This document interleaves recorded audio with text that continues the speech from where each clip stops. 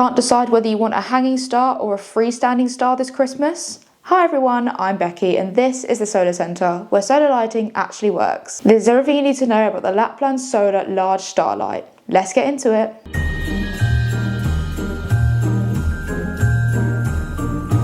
The Lapland Solar Large Starlight is 57 centimetres tall, 57 centimetres wide and 7 centimetres deep. This wire star comes with 2 metres of cable between the light and the solar panel. It's also extremely lightweight. Let's have a look at what's inside the box. So in the box, of course, we have the light itself. We also have the instructions, the stake and wall mount, the screws, the remote and the 3-watt solar panel. You can choose whether you want to have this light as freestanding or have it hanging somewhere. Either way, it brings a touch of magic at Christmas time. This light has 8 lighting modes. These include combination, twinkle, sequential, pulsing, flash, slow glow, chasing and flash, and static.